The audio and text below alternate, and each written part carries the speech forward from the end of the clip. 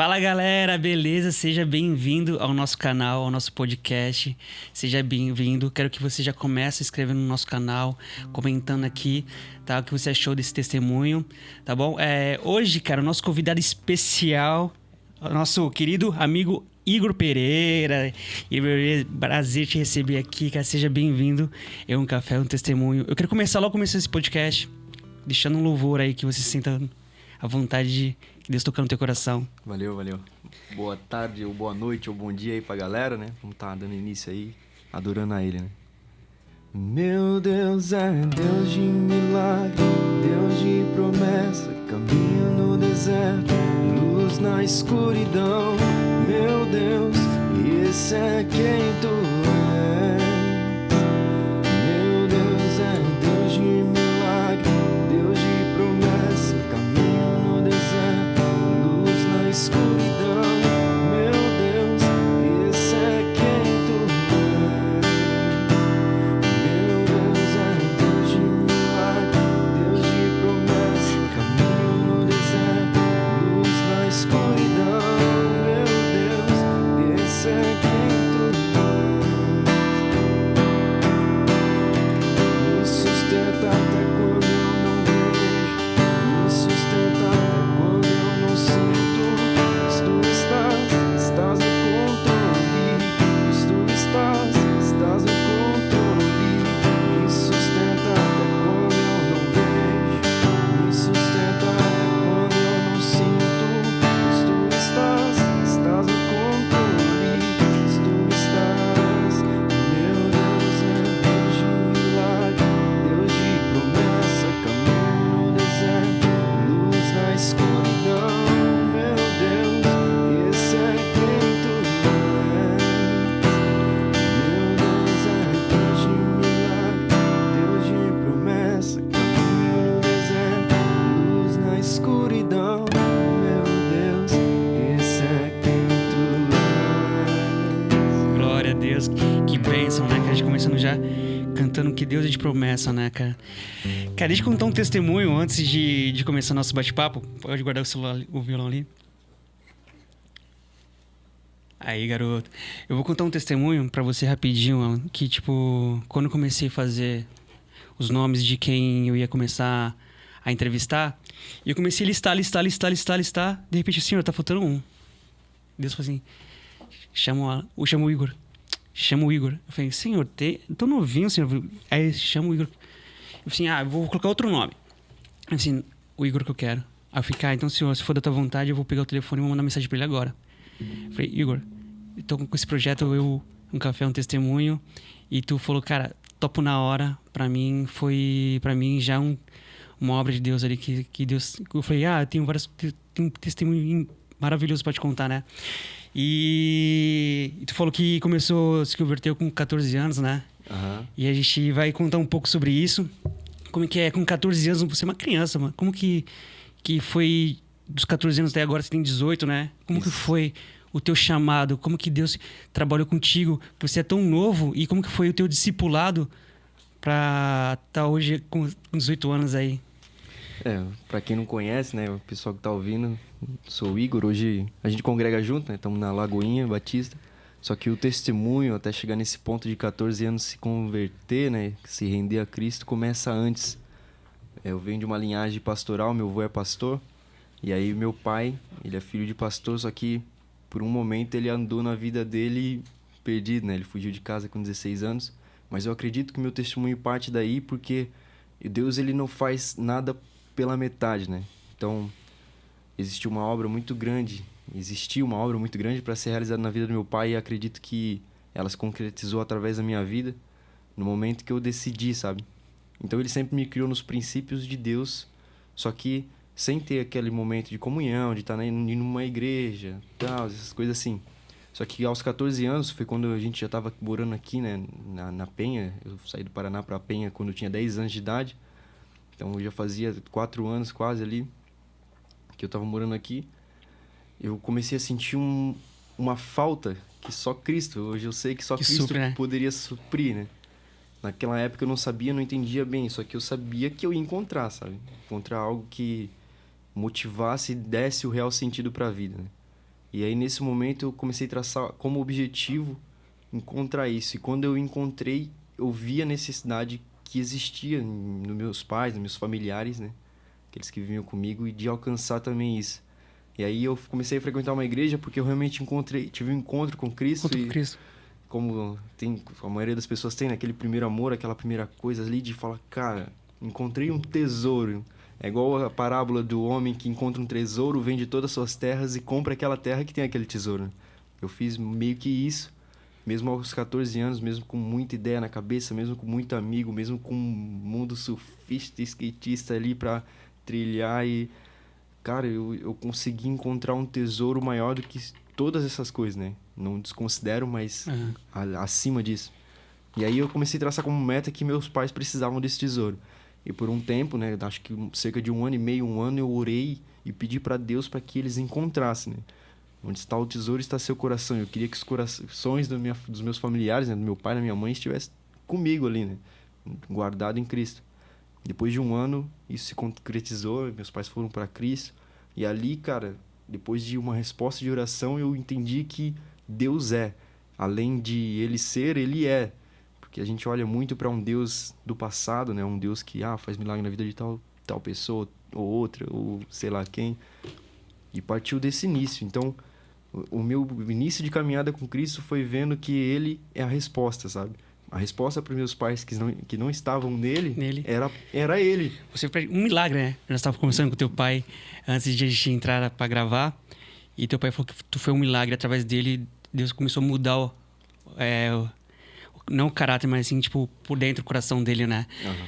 Cara, e como que é estar 14 anos ali na mocidade, depois 16 ali, como que ele lida as coisas do mundo com as coisas de Deus, assim? Porque a mocidade hoje em dia, pensa que tu, tipo, entrei na igreja, parei, não, vou usar tênis e gravata, Bíblia embaixo... Como é que é pra você, novo, ter que lidar com as vontades do mundo, que o mundo oferece, e servir a Deus ao mesmo tempo? Como que me explica pra mim aí? No momento que eu aceitei a Cristo, que eu comecei a caminhar, né, numa comunidade de fé, eu fui muito confrontado pela religião em si, né? A religião tinha um pilar levantado na minha frente que eu só conseguiria alcançar Cristo depois de passar pela religião. Só que daí, por esse pilar tão grande estar levantado na minha frente, eu fui confrontado, né? Então eu era o cara que usava brinco e boné e tal, e regata e sem camisa na rua. E eu recebi um choque tão grande de realidade, só que tão necessário para que eu revesse meus princípios, que no momento eu meio que fiquei sujeito a me enquadrar dentro da forma, né? Então, por um tempo, eu me enquadrei dentro da forma até que eu conheci a forma original, né? Que é Cristo, né? A gente limita muito o pensamento de quem Deus é justamente por isso, porque a forma com que eu enxergo as coisas não é a forma com que você enxerga as coisas, né? Mas a forma com que Cristo enxerga as coisas é a forma com que todos enxergam. É meio confuso, né? Parece esse discurso da Dilma. Mas é que eu vi algo que eu acreditava que iria me levar até Cristo, enquanto Cristo me via ao lado dele. Então a religião me confrontou muito nisso e até o desvincular e até o... Então foi muito difícil nessa época de juventude, assim, por essa questão.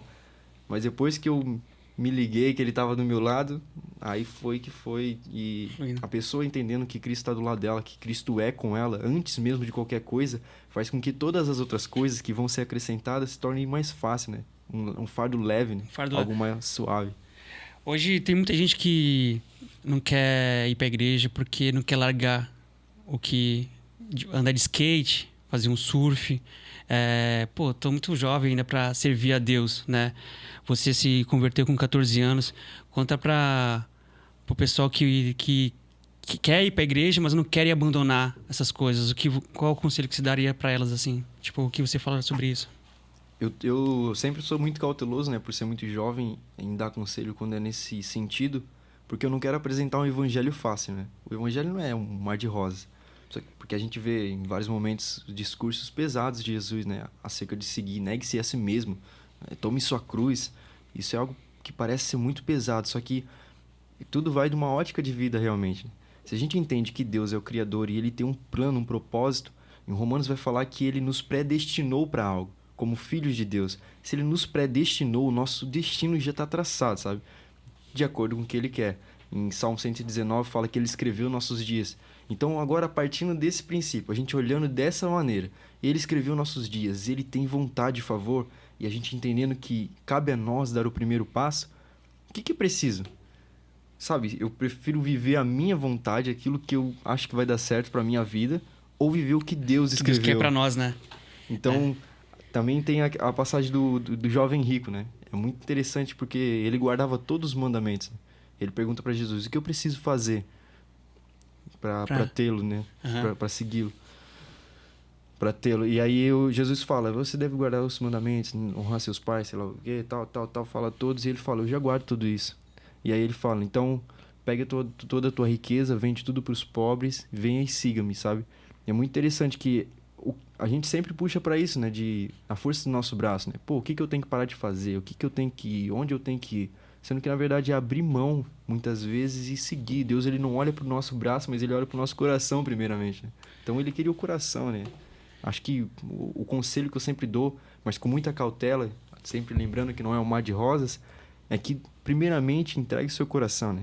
Entregue seu coração e Deus a vai Deus transformando, né? E tudo fará. Igual tu falou no começo ali, né? Que, tipo, tu teve um discernimento do que fazer, o que não fazer, porque tá tão novo, e Deus foi dando esse discernimento, né? Cara, a gente começamos com um louvor que eu amo. Eu queria saber, assim, como tu chegou a esse ministério da música? Como que foi você tá hoje tocando, que a gente chega lá na Lagoinha, tá você tocando, cara, e Deus já começa a se usar, e eu choro quando você começa a tocar. Como que foi o teu chamado na música? Cara, também foi algo... Eu acho que eu vivi os extremos do confronto, né? Eu nunca me imaginei cantando, minha voz era muito grossa naquela época de transição de voz. Eu, não, cara, isso aí não é pra mim, não é o meu chamado, não quero. Só que, vamos de novo, né? Parte do que a gente tá vendo ou parte do que Deus tá vendo sobre nós, né? A gente tem isso, acho que todo ser humano tem isso de querer trazer a nossa forma de ver com a forma de Deus. E muitas vezes Deus fala assim, cara, tu vai atravessar o mar andando. E o cara fala, não, eu vou aprender a nadar. E aí o cara fica um mês aprendendo a nadar, sendo que era pra ele atravessar andando, sabe? E aí aconteceu meio que dessa forma, né? A gente fica lutando, né, contra Deus, né? Igor, Deus tem um chamado na música pra ti. Não, só se eu fizesse aula, minha voz horrível. E cara, quando eu me permitia viver aquilo que Deus queria pra mim, né, a respeito disso, peguei um violão, comecei a tocar. Falei, cara, eu vou aprender teclado. Comprei um teclado, aprendi. Vou tocar um carro, Deus foi dando dom baixo e essas coisas. Então, eu até falo, né? Acho que é para que caia mais sobre mim o peso de que não é sobre mim. Sim. Paulo, quando ele escrevia, ele normalmente começava assim, né? Eu, Paulo, apóstolo de Cristo, chamado para isso, sabe? Ele sempre lembrava, eu, Paulo, chamado como apóstolo de Cristo. Ele sabia o propósito dele, né? Ele falava, cara, não se trata de mim. Não é eu, Paulo, que perseguia, ou o Paulo estudioso, o Paulo que tá desde os 8 anos estudando. É eu, Paulo, que fui chamado para apóstolo, sabe? Eu, Paulo, escrevo vocês, mas não se trata de mim, sabe? Se trata do que Cristo fez, sabe? Aí tu pegou o violão, começou a tocar, começou a cantar, e falou, cara, eu... Me esforcei, mas... Mas como que foi o convite teu pra ir pra Lagoinha, assim, pra você cantar? Tu mostrou pra ele, tu chegou, pastor Fabiano, eu sei tocar. Não. Como que conta pra nós aí que tô curioso aí pra saber? É uma história... Vou tomar cuidado pra não soltar nenhuma ferpa. A princípio eu entrei no meio mais religioso. Então era necessário que eu vivesse aquele momento ali porque eu precisava de um conflito religioso. Meus pais precisavam de um conflito religioso para entender, né? Muita coisa que por muito tempo ficou esquecido nas nossas vidas, né? Eu vivi um tempo nesse meio religioso e chegou um momento que Deus ele começou a dar algumas direções para mim. Eu acredito firmemente que Deus sempre atua através de outras pessoas, né? Ele sempre chama um para abençoar outro, para dar a bênção, para passar, para indicar, para enviar. Mas eu acredito também em Deus que é do secreto, que é do oculto, que fala no secreto, né? Eu comecei a questionar com Deus algumas questões, porque realmente a igreja em si, a comunidade de fé, né? O princípio estabelecido por Deus, deveria funcionar como funcionava as 12 tribos, ou as 7 igrejas, né? Cada uma era de um jeito. Paulo não escrevia a mesma carta para todas, enviava assim, porque cada uma tinha a sua individualidade. Então eu comecei a me encontrar fora do contexto que eu estava vivendo. Eu comecei a caminhar com pessoas que não tinham a mesma visão que eu sobre mim, tu via sobre assim, as coisas. Ficar aqui não é minha tribo. Mais ou menos Mas isso. Assim, aqui não é o meu lugar. E então entra muito a questão emocional pelo carinho, as pessoas que me acolheram. Então, eu fiquei muito em conflito. Então, foi um momento que eu coloquei muito em oração. Eu falei, não, eu só vou mudar, só vou realmente para Lagoinha, só vou realmente para outra comunidade, de outra família, se Deus fortemente falar comigo. Então, em momento nenhum eu recebi convite. Na verdade, o nosso pastor, o Fabiano, ele falava, não, cara, tu tá lá na tua igreja, não vem pra mim, Fica não. aí, Não vem tenta. pra mim, não. Aham. Se Deus tá lá... Lá é teu chamado. Isso. A não ser que Deus fale contigo. E aí eu fui questionando, comecei a questionar. Só que, há um tempo, minha família ela não conseguia caminhar no meio religioso. Porque realmente a mentalidade deles era no meio um pouco mais aberta. Era como se fosse de outra tribo também. E eles acabaram já estando caminhando com a Lagoinha. Então, eles começaram a caminhar primeiro que eu.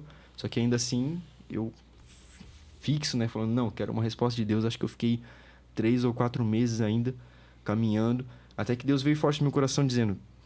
Eu perguntei, cara, qual é o meu objetivo? Vamos traçar um plano aqui. Vamos ver da terceira pessoa do singular aqui.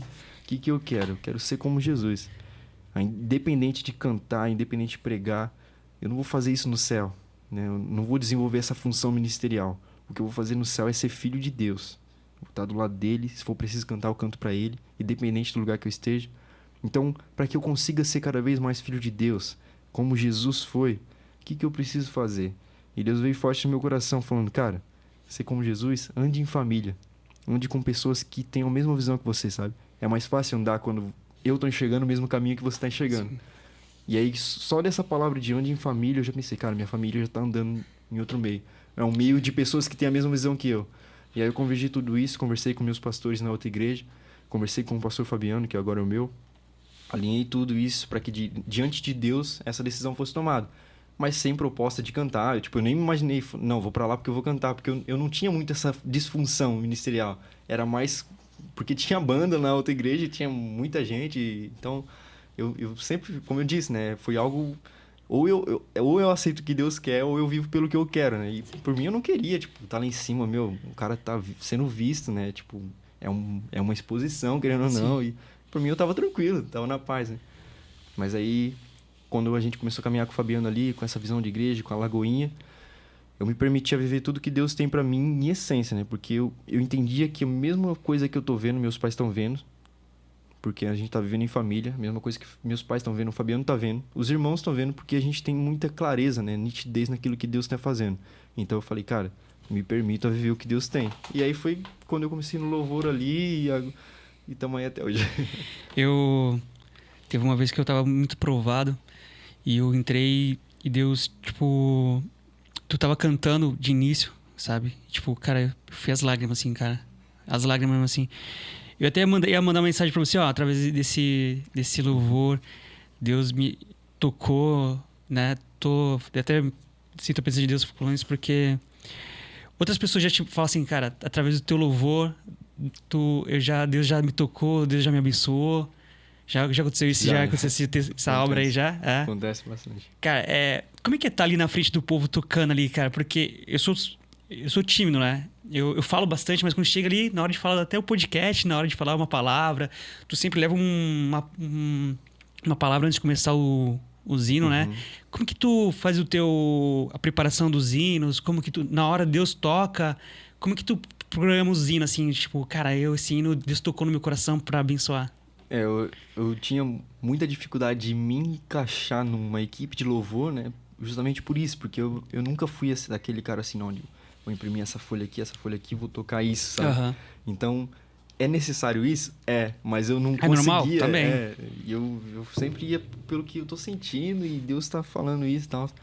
Mas aí eu consegui aprender com o tempo e acho que muito do que acontece no culto é uma cereja do bolo que já foi construído e que só falta a finalização, né? Então, Deus, ele derrama a cereja do bolo. O momento do culto é o momento da comunhão, onde todo mundo se encontra para adorar. E para, se Deus quiser, receber algo da parte dele. Então, como um adorador ali naquele momento, eu olho para um lugar onde ele está, eu sigo esse rio, né, que flui do trono, e o que eu espero, que eu falo, tanto de versículo como qualquer outra coisa, ou como um louvor, é para que as pessoas entrem nesse rio e venham junto. Então, como ministro de louvor, eu acho que algo que eu carrego é que se Se Jesus aparece, não precisa de ministro de louvor. Quem é que vai querer me ver cantando se tem Jesus lá? Você tá sentindo Então, Deus, meu objetivo é colocar ele, sabe? que ele diminua, que ele cresça, né? Eu nem me considero... Cara, te falar aqui, a gente tem um nosso quadro que chama assim Encontro com Deus, mas tu já contou como que Deus te encontrou e tal. Então a gente tá falando assim agora, tipo, pra gente deixar se tu quiser contar 1, 2 testemunho pra contar aqui, agora fica à vontade, é o teu momento, né? E um testemunho que possa edificar as pessoas, um testemunho que possa tocar no coração. Fala um pouco do seu pai, como foi aí. E conta um testemunho para nós, para edificar, que a missão nossa é levar o testemunho para edificar através do teu testemunho, cara, que 14 anos, que Deus chamou você com 14 anos, tá aí cantando, né? Agora é contigo, conta um testemunho para nós aí, para edificar, que a gente agora só vai parar e escutar o que Deus tem para você, Igor. Abençoa o nosso podcast aí. Amém. É um testemunho até recente, né? Que nossa família e familiares e próximos e pessoas que eu não conheço e demais pessoas viveram comigo. Foi o que aconteceu comigo no ano passado, né? Como eu disse, eu fui o primeiro a ser cristão dentro da minha família ali. E nesse tempo todo caminhei com Cristo, sempre pedindo a direção de Deus. Só que no ano passado, algo repentino e de repente aconteceu que fez a nossa família entrar num caos onde a gente falou, ou é Deus, né? Não foi nada relacionado ao coronavírus, né? No ano de 2020 foi caótico para todo mundo, mas no começo de fevereiro eu comecei a desenvolver uma doença que eu ainda não sabia qual era. É a doença de Crohn. Ela é uma doença inflamatória intestinal que pode afetar todo o sistema gástrico, né? Então no começo de fevereiro eu comecei a desenvolver essa doença, mas ainda sem ter noção do que era. Comecei com febre, depois comecei com perda de apetite e tal. Demorei muito tempo para começar a tratar ela. Só no dia 27 de março do ano passado consegui ser internado. E até a loucura tá falando isso aqui, né? Tipo, um ano depois, né? Porque realmente eu tava vivendo a minha vida normal, cara. Meio tranquilão. Tava fazendo faculdade, tava trabalhando. Tinha dado início a curso de arquitetura, que era o que eu queria. Meu, a milhão, tá ligado? Não tinha tempo nem pra pensar em ficar doente. Tanto é que eu fui começar a tratar quando eu tinha folga. Ah, hoje eu tenho folga, então hoje eu vou no médico. Não, hoje eu não tenho folga, então eu não vou. Sabe? Até que Deus, ele falou, calma, para, respira. E foi no momento que eu fiquei internado. Aí, porque nesse tempo de fevereiro até dia 27 de abril, de 27 de março, eu comecei a perder sangue. E eu já tava com uma diarreia crônica. E aí começou a surgir sintomas e começou a surgir essa doença do nada, assim, de maneira tão inesperada que a primeira vez que eu fui no postinho, no PA, de 8 anos morando aqui, eu não tinha nem registro no PA. Eu nunca tinha ido no hospital e de repente, bum, fiquei doente e eu não sabia o que era. No dia 27 de março fui internado e daí eles começaram a especular querendo saber o que estava acontecendo comigo, porque eu estava perdendo muito sangue, meu peso já estava em quase 45 quilos, né? Foi até o total que eu cheguei, acho que estava em 50 e pouquinhos. E aí eu todo magrão, tipo, sugado assim, e eles, cara, o que tá acontecendo com esse guri, sabe? E aí eles começaram a especular e eles iriam chegar à conclusão facilmente que era doença de Crohn e iriam tratar essa doença, né? Só que eu fiquei esperando por um tempo o resultado de uma biópsia, de uma colonoscopia que eu tinha feito, para que eles afirmassem, não, é doença de Crohn, a gente vai tratar com esse antibiótico e fechou. E enquanto eu esperava isso, né, eu até brincava com meu pai, era aquela época que tava reprisando o jogo da Copa na TV, e eu no hospital falando, cara, eu vou passar a Páscoa em casa, tá tranquilo. Minha preocupação pode acabar, né? No momento que parecia que ia ter um laudo sobre aquilo que eu tava vivendo, que, meu, nem chegou a ser tão grave, né, comparado ao que iria acontecer. Eu só perdi muito sangue, tomei sangue, agora eles vão ter um laudo, eu vou tratar isso e vai se encerrar. Naquele momento, começou a revirar tudo. E quando eu pensei assim, não, cara, agora vai tudo se alinhar para dar certo, parece que tudo se alinhou para dar errado. Então, eu que já tava com 45 quilos, já tinha perdido muito sangue, já tava assim, nutrientes do corpo, eu comecei a perder mais sangue ainda do que eu já tinha perdido. E aí eles colocavam a bolsa por cima, né, pela veia, e ela saía por baixo. Então eu perdia muito sangue a ponto de encher os lençol e era um sangramento inexplicável. Os ruins de estômago aí, desculpa. E aí era um sangramento inexplicável até que eles conseguiram me colocar numa UTI para ficar em observação em 24 horas. E ali começou o, o fim para o desespero, né? Eu tive alguns momentos de desespero, mas foi bem depois que nada podia ser feito, né? Porque quando eu fui pra UTI, eles começaram: não, Igor, fica tranquilo, a gente vai buscar uma ampola, um remédio em Florianópolis que em 72 horas vai parar com seu sangramento. Porque eles não sabiam de onde estava vindo. Santo Deus, cara. Eles não sabiam de onde estava vindo o sangramento. Eles falaram: não, esse remédio aqui é um remédio caro, é um remédio bom, vai parar o sangramento. Depois que parar o sangramento, a gente especula e vê, porque como é que tu vai estudar um cara que não para de sangrar, cara? Como é que tu vai achar uma solução sendo que tu não consegue nem parar o problema, né? A doença de Crohn, ela é uma doença autoimune e ela age por si só, né? Não foi nada que eu comi, nem nada que eu fiz. É uma doença própria do intestino causada pelas emoções. Então, a forma de fazer a doença parar é abaixar toda a imunidade. Então, eles meio que zeraram a minha imunidade, né? Deram várias medicações para o meu corpo parar de reagir. Então, conscientemente, eu vi isso tudo acontecendo. O remédio em 72 horas não fez efeito. Eles fizeram outros procedimentos cirúrgicos, uma colonoscopia, uma endoscopia, novamente, para ver onde é que está a raiz desse sangramento, onde é que está a fonte desse sangramento, que era muito sangue, sabe? Em uma noite, chegava a encher a cama 2 vezes, eles trocavam aparelhagem. Então, tipo, não era coisa assim de... Não, um pouquinho de sangue aqui, joga. Então, encher a cama de sangue era coisa absurda para um menino da minha idade, né? Para a magreza que eu já tava e pro tanto de sangue que eu já tinha perdido. Eles fizeram até uma arteriografia, onde eles cortaram uma artéria, olharam todas as artérias para ver se alguma artéria estava rompida do corpo. E mesmo assim não encontraram nada que justificasse o tanto de sangue que eu estava perdendo. Nisso já tinha passado desde fevereiro até abril e eu estava perdendo sangue. E eu estava caminhando um caminho pleno para a morte. Era a única solução, a única finalidade. Até que eles chegaram ao ponto, uma conclusão de que eles iriam ter que abrir a barriga para olhar tudo dentro, né? O intestino delgado só pode ser olhado se abrir realmente, colocar ali, cortar, porque é um intestino muito grande, não tem outra entrada a não ser abrindo. Eles abriram numa madrugada de sexta para sábado, e nisso eu já estava vivendo um cenário caótico, porque eu estava sozinho na UTI, minha família sozinha aqui fora, entre aspas, né?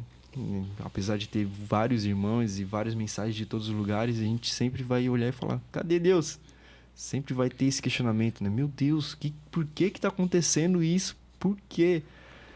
E aí eles, na madrugada de sexta para sábado, abriram a primeira vez, olharam tudo, depois de 7 horas, cerca de 7 horas, comigo aberto ali de cirurgia, eles me fecharam e não encontraram nada.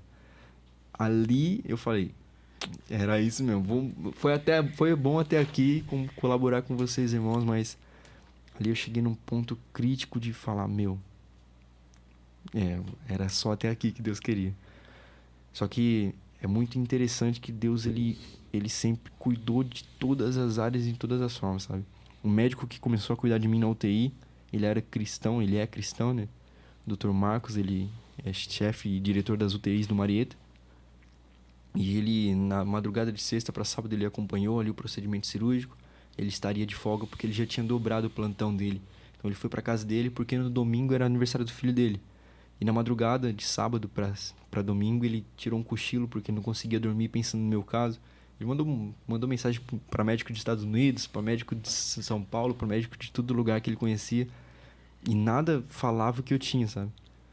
E enquanto ele tirou um cochilo na casa dele, esperando alguma luz do céu vir, a luz do céu veio. Ele teve um sonho com a minha mãe, onde minha mãe entrava, batia no peito dele e arrancava uma correntinha de crucifixo que ele usava e falava: foi tu que Deus colocou para salvar meu filho. Ali ele acordou e ele foi para o hospital. Enquanto ele tinha esse sonho no hospital, eu não conseguia dormir. Eu falava: só me dá um pouco de morfina. Eles: não tá prescrito. Eu falava: cara, eu quero ir para casa, eu quero passar os últimos dias em casa, porque eu já não me via mais saindo daquela situação, né? Ali foi o momento que o caos e o desespero tomou conta, sabe? O momento que eu falei: Deus, não acredito. Não acredito que eu vou morrer já. E aí eu comecei a ficar desesperado. Eu falei: cara, meu Deus, não acredito. Meu Deus, tá bom, Deus, eu me entrego. Não acredito. E ali um turbilhão de coisa começou a passar na minha cabeça. E foi nesse momento onde eu já tava tirando até os aparelhos. Eu falei: não, vou levantar, não consegui nem ficar de pé. Que entrou meu pai, minha mãe, minha tia e um médico. E aí ele entra falando: é esse o Deus que tu serve? gritando de madrugada na UTI. É isso que tu quer que eu falo pro teu irmão que tá lá na sua casa? É isso, Deus, que tu serve? Deus me colocou aqui pra salvar você. Até agora a gente não desistiu e agora tu vai desistir? Nós vamos entrar, nós vamos abrir tua barriga de novo, nós vamos ficar o tempo que for preciso. Quem tu quer ver aqui depois que sair da cirurgia? Porque tu acha que tu não vai voltar? Mas quem tu quer ver depois que a cirurgia acabar? E aí, naquele momento, ele meio que deu um tapa na minha cara, né? Que tava querendo diante de Deus desistir. Eu, não, vamos pra cirurgia sim.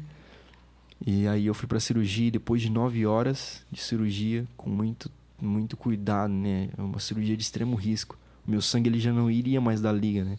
A conversa que rolou lá fora pros meus pais é que em 2 dias o meu sangue iria parar de dar liga. Então, ou era aquela cirurgia, ou era aquela cirurgia. Uma cirurgia que foi feita 2 vezes no Marieta com esse extremo risco, porque além de eu já ter sido aberto de sexta para sábado, eu iria ser aberto de novo, minha barriga iria estar exposta, uma abertura na barriga toda, né? Vai muito sangue. Então, cara, era um cenário caótico. E depois dessa cirurgia eles arrancaram 34 centímetros de intestino que estava necrosado, né? Ele estava todo corroído. Então o intestino delgado ele estava me matando. Quanto mais sangue ele mandava para estancar o sangramento, mais sangue saía. O sangue não chegava a coagular. E aí, depois que eles arrancaram isso, foi como se tivesse tirado o problema com a mão. E aí ficou aquele questionamento: meu Deus, cara, como que do nada em fevereiro eu fico doente ali e começa a ter um sintominha e daqui a pouco eu já tô internado, e quando eu penso que eu vou estar em casa na Páscoa eu já tô na UTI, e quando eu penso que vou morrer eu tô vivo. E como que essas coisas acontecem assim, né? Acho que a maior mensagem que eu carrego de tudo isso, acima de todas as coisas, é o gatilho que gerou tudo isso, toda essa situação, né? A doença ela é causada pelas emoções, pela ansiedade e pelo estresse. Então, por causa de ansiedade e estresse, eu desenvolvi uma doença que começou a me matar. Era muito difícil para mim aceitar quando os médicos chegavam para mim e falavam assim: não foi nada que você comeu, não foi nada que você fez, é o seu corpo, o seu organismo reagindo contra você mesmo. Era difícil para mim aceitar que eu estava me matando. E eu vi que a finalidade de viver a mim mesmo era me encontrar no final. Foi um momento que deu desespero. Eu falei, cara, eu calculei tanto a minha vida, eu estava fazendo a faculdade, trabalhando, e eu tinha tudo traçado, e eu me considerava bom por ser cristão, e não existia falhas em mim que pudessem ser apontadas. Não existia alguém que chegasse assim: pô, tu faz isso, cara. Nem meus pais, meu pai falou depois, e a gente abriu muito para essa conversa, né? Depois desse acontecimento. Meu pai ele não sentia a vontade em me chamar a atenção por uma coisinha pequena, sendo que as outras coisas que eu faço era tão boa, né? Um menino tão bom e tal. E eu via que, mesmo diante de Deus, vivendo com Deus, eu ainda assim estava vendo a mim mesmo, né? A gente vê muito holofote hoje em pessoas que promovem a si mesmo com o nome de Cristo, né? O que eu não fiz foi isso. O que eu fiz não foi isso, né? Mas automaticamente eu fiz o que muitas pessoas fazem. As pessoas elas olham para quem Deus é, elas pegam parte daquilo e colocam na sua vida. E elas carregam o que elas querem de Deus, e não um todo, né? Deus ele nos quer por inteiro. Ele fez isso para demonstrar que o amor dele é tão grande que ele não queria só viver comigo por parte da minha vida, comigo carregando ele nas costas. Ele queria me carregar pelas costas. Ele queria me carregar por onde ele quisesse. O que eu estava fazendo é: Deus, olha, eu vou fazer arquitetura, vou ter algumas casas, depois eu saio para missão, eu posso cantar no tempo que estiver livre, vou cuidar da minha família, levo minha família para isso, faço isso para que minha mãe seja curada. Eu tive momentos que minha mãe teve depressão, meu pai era um cara tão ansioso que ele não dormia durante 3 dias, e eu queria muito solucionar tudo e carregar Deus nas costas, Deus me dando o auxílio que eu precisava.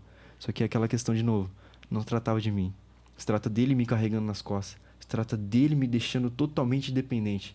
Ainda assim, mesmo estando no hospital, eu falava: cara, é aquele médico lá. Não, cara, é esse remédio.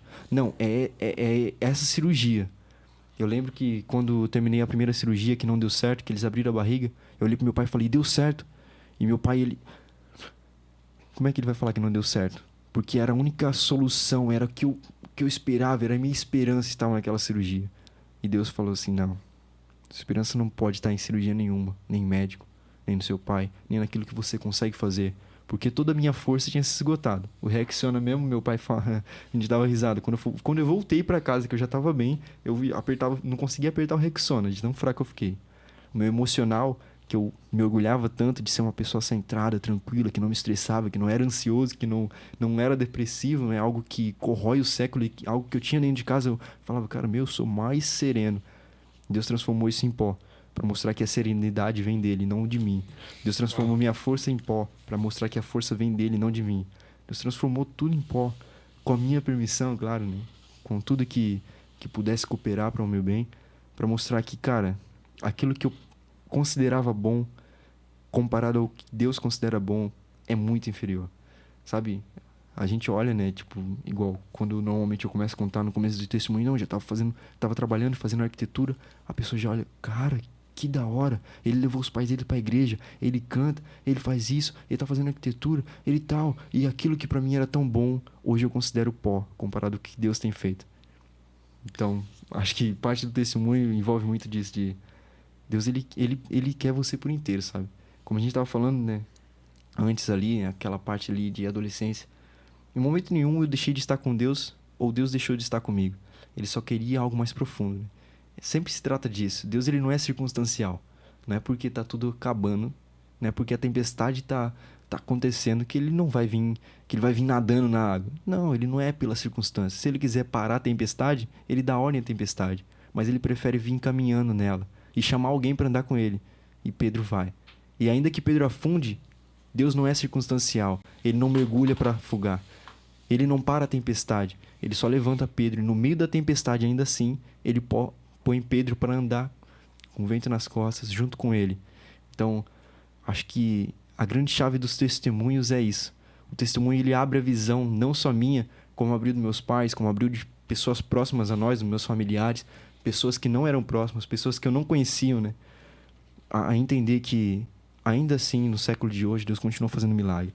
Ainda assim, Deus tem um anseio de tomar controle e nos levar para um lugar melhor. Ainda assim, aquilo que é bom para nós, que fala, não, agora as coisas estão indo, cara, pode ser muito melhor. Ou aquilo que é ruim, que parece que tá tudo acabado, meu Deus, eu vou morrer, pode se transformar em algo melhor. Que isso. Tava contando aqui, Deus me visitou bastante, acho que visitou todos que estão aqui, né? Se pudesse olhar os bastidores aqui, tá todo mundo contente, feliz. A gente tá muito contente de eu até me recompor aqui. Algum momento no hospital, assim, tu chegou, teve um encontro com Deus, assim, Deus apareceu pra ti ali? Algum, tipo, o anjo, alguma coisa assim? Eu não trago isso muito quando eu conto, né? Mas eu sempre fui aquele cara que, por exemplo, assim, eu aprendi assim, na verdade, né? Eu com Deus, eu não sou aquele cara assim que... Vou dar um exemplo tosco aqui. Eu tô precisando de um guarda-chuva. Eu não ia e orava uma semana inteira. Eu falava, Deus, eu preciso de um guarda-chuva. E ele sabe, ele me conhece, sabe? E aí o guarda-chuva vinha, sabe? Em vários momentos ali, eu vivia isso diário, sabe? E, cara, eu me sentia cada vez mais próximo, mesmo já me considerando próximo. Sabe, quando eu era uma pessoa que me considerava próxima de Deus. Mas hoje em si eu falo, cara, eu posso ser muito mais próximo. Eu via coisas acontecendo do tipo, cara, queria tanto comer um peixe. Isso no hospital? No hospital, que é só sopa. Aham. E no outro dia vinha peixe. Sabe, que, tipo, as loucuras que eu vivi, assim, meu pai, as pessoas que acompanhavam, assim, eles falavam assim, cara, tu é muito queridinho de Jesus, porque, sabe, eu via coisas assim, teve dias de eu queria só a luz do sol. E a janela da UTI, ela é toda esfumaçada, né? E aí começou a queimar minha cabeça que eu me cobri, tá ligado? Então, teve momentos assim, e momentos específicos que eu sabia que ele tava ali, sabe?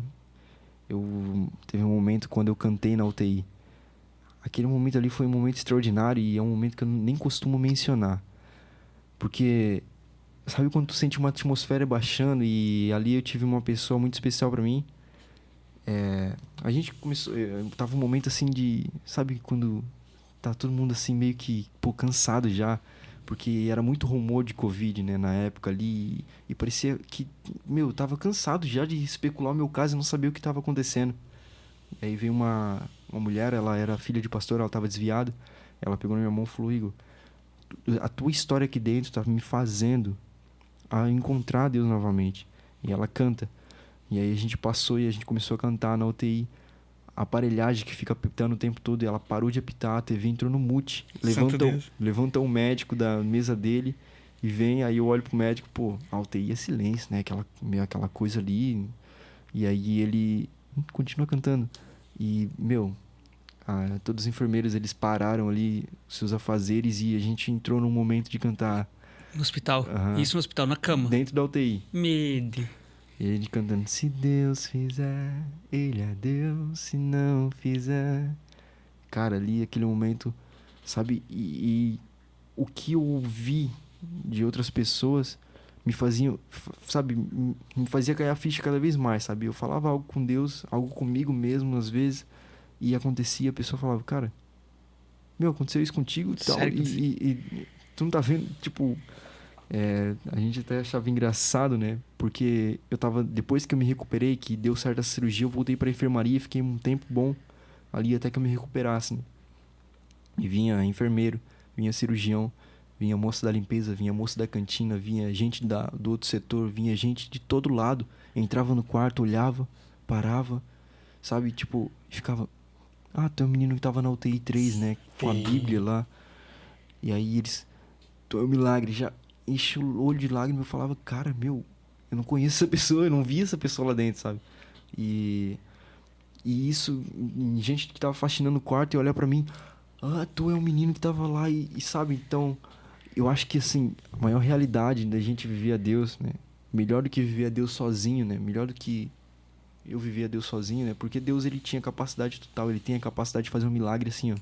Ele podia realmente chegar ali e falar, não, tu já cansou, né? Então vamos fazer um milagre. Mas ele prefere unir, ele prefere trazer as pessoas, ele prefere trazer aquele abraço, aquele acalento, trazer todo mundo pra si, pra que todos venham, né? Pra que todos experimentem de parte da glória, né? Quantas pessoas identificou, né? Através do teu testemunho, né? E aí, depois que eu voltei a pegar o celular, eu começava a receber mensagem de gente. Teve muita gente orando, mas Santa Catarina todo, cara. Minha tia foi levar o meu nome numa igreja. E aí, quando ela chegou lá pra levar o meu nome numa igreja de outra cidade, ele já tava orando por mim. E falando, não, nós já estamos orando, nós estamos recebendo notícia desse menino. E a notícia se espalhava de um jeito que eu não sabia. Eu tive uma pastora dos Estados Unidos, um pessoal de Portugal, pessoal de Goiânia, de Brasília, de Santos, pessoal do Paraná, do Rio Grande do Sul também, tinha um pouco ali do começo, da Espanha. Cara, todo mundo assim em foco. Não, e o que eu vejo, sabe, tipo... Porque as pessoas esperam, né, esperavam que eu saísse dessa, que eu fosse curado. Mas além de esperar um milagre, eles queriam ter como parte a glória de Deus, sabe? As pessoas, elas têm essa expectativa, sabe, de... é um menino tão bom que ele saia disso. Mas, sabe, que ele saia disso e que eu tenha parte disso. Eu quero olhar por ele, eu quero ver ele bem, eu quero mandar mensagem daqui um ano e ver... Cara, eu fiz parte da glória de Deus que foi manifesta. E Deus, ele tem um anseio por isso, né? Acho que a maior experiência com Deus é isso, é ver... Realmente que Deus, ele trabalha em conjunto, né? Ele bota um médico, ele capacita um médico, ele bota alguém para acalmar o meu pai, que ficou atribulado lá. Ele bota pessoas, ele une propósitos e ele realiza um milagre. Através do o que aconteceu contigo, Deus mudou muito a vida de muitas pessoas, né? Uhum. Tipo, ele podia muito bem lá te curar, né? Mas Deus, ele fez o seguinte, ele usou o médico, a enfermeira, ele moveu, né? Então, tipo assim, ele só fez um milagre, ele fez um milagre, claro, mas ele fez tocou no coração de outras pessoas, né, cara? Eu te perguntar um negócio assim, como que foi teu pai te receber em casa? Como que é teu pai antes e depois da cirurgia? Do milagre, né? Nem falo de cirurgia, do milagre. Uhum. Tanto meu pai quanto minha mãe, né? A minha mãe, ela teve alguns momentos bem fortes da depressão tomar conta dela, né? Antes até da gente passar pra Lagoinha. Então, ela ter passado com a ajuda do Fabiano, da Fernanda, foi um dos principais gatilhos para ela passar e começar a ser ajudada por eles, né? Então, minha mãe, minha preocupação era ela, sabe? Porque ela já tinha questões emocionais mal resolvidas. Então, uma questão emocional nesse nível, cara, e ela enfrentou tudo. Acho que ela foi a que mais tinha fé. Ela, convicta, totalmente convicta o tempo todo, sabe? Quando o médico falava não, ela falava sim. E ela tranquila, assim, ó. Enquanto tava todo mundo desesperado, ela, não, pode confiar em Deus, sabe? E ao mesmo tempo, meu pai, que ele era tão seguro de si, sabe? na sua soberania, né? Não, eu vou pegar, vou resolver, vou fazer. Ele fala, né, que se viu totalmente incapacitado, né? Não posso fazer nada. Ele chegava pra mim, ele falava, cara, na enfermaria, né? Se é uma solda pra eu fazer, eu pego e eu faço, eu aprendo. Mas isso aqui eu não sei fazer, o que eu vou fazer? Sabe? E ele se viu assim, meu Deus, o que eu vou fazer? Até ele chegar no ponto, né? Como ele tava comentando aqui.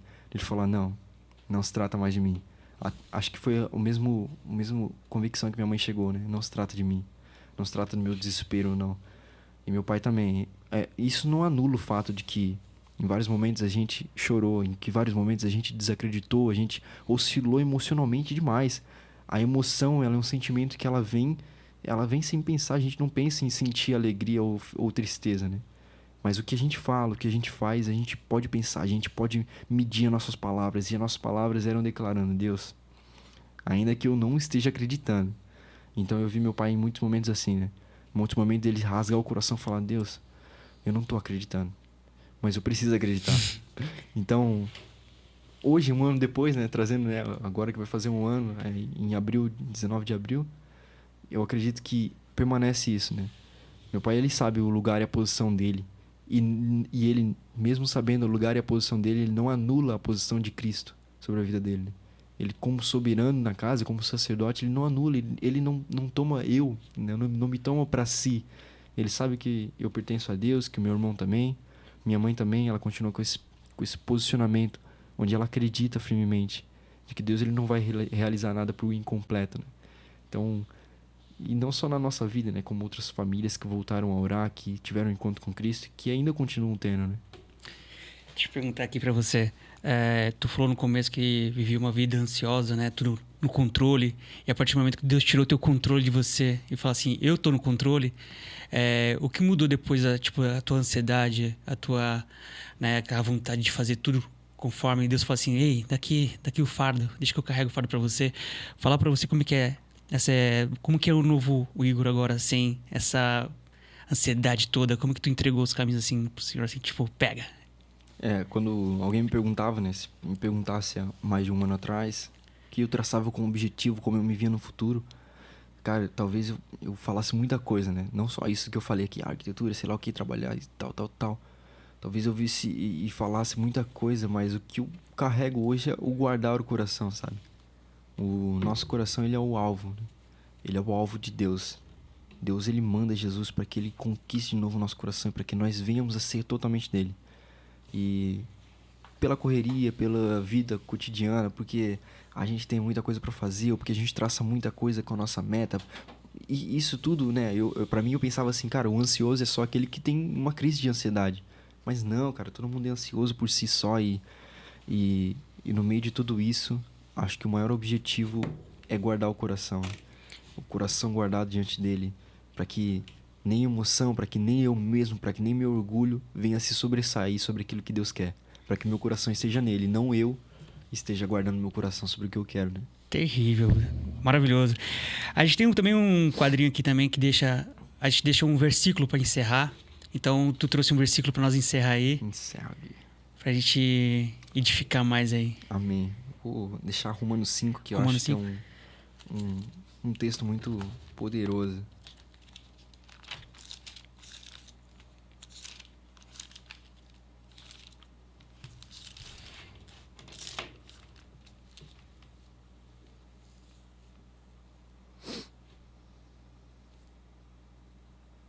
É Romanos 5, 3 até o 5, né? E também nos alegremos nos sofrimentos, pois sabemos que os sofrimentos produzem a paciência, e a paciência traz a aprovação de Deus. Essa aprovação cria a esperança. Essa esperança não nos deixa decepcionados, pois Deus derramou o seu amor no nosso coração, por meio do seu Espírito Santo, que Ele nos deu. Glória a Deus, cara. Cara, prazer te receber aqui. Pessoal, eu tô muito contente.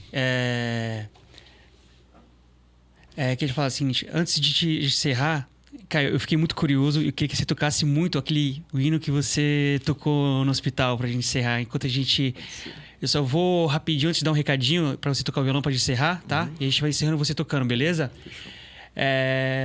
Pessoal, Se esse testemunho te edificou, deixa nos comentários, amém. Manda esse testemunho do Igor aqui, que foi muito abençoado. Manda pra todo mundo. Olha esse testemunho. E você pode contar também o seu testemunho aqui, tá bom?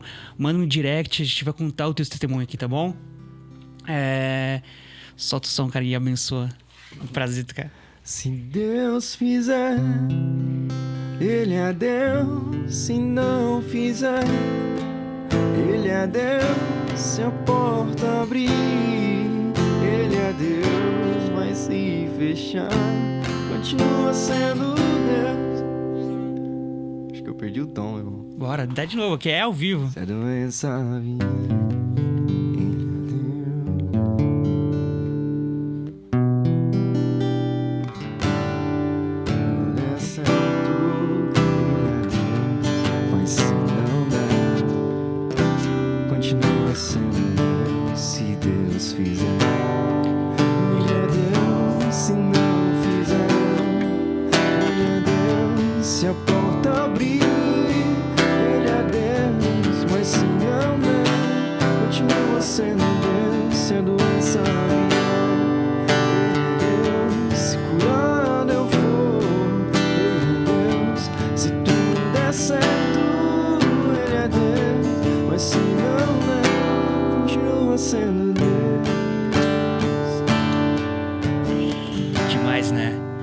Que a paz de Deus permaneça no teu lar, que esse testemunho possa edificar cada dia mais a tua vida, que o mesmo milagre que Deus fez com o Igor possa fazer também na sua vida. Se você está escutando esse podcast em algum lugar, em algum momento agora, e vê tua enfermidade como não vai dar certo, Deus não vai aparecer. Às vezes, muitas vezes no hospital a gente pensa que Deus não vai aparecer, mas o Senhor está mudando, movendo as coisas para te abençoar. Às vezes através da doença, Deus possa tocar em outras pessoas através disso. Esse não é teu fim. Pode ter certeza que esse não é teu fim. O Senhor ainda vai contar muito testemunho para edificar. Assim como o Igor chegou aqui e contou o milagre dele, você também é um testemunho, você também é um milagre. Não perca a fé, confia no Senhor que o Senhor apareça. Tá bom? Deus abençoe, Igor. Muito bom estar contigo aqui, cara. Valeu, irmão. Deus abençoe. Obrigado pelo convite. Tamo aí. Cara, rapidinho, se for no ar, beleza, se quiser. Mas eu queria saber do pai dele, assim, se Deus levasse, ele continua sendo Deus? Tá preparado para levar teu filho? Que bênção, cara. Que bom, cara. Prazer. Ele é Deus. Se não fizer, Ele é Deus. Confia no Senhor. Confia em Deus. Ele é Deus na tua vida. Fechar, continua sendo Deus. Confia no propósito de Deus. Ele é Deus. Se curado eu for, Ele é Deus. Se tudo der certo, Ele é Deus. Mas se não der, continua sendo Deus. Cara, muito obrigado, cara. Pô, de coração, cara. Porra, posso te dar um abraço, irmão? Claro. Porra, cara.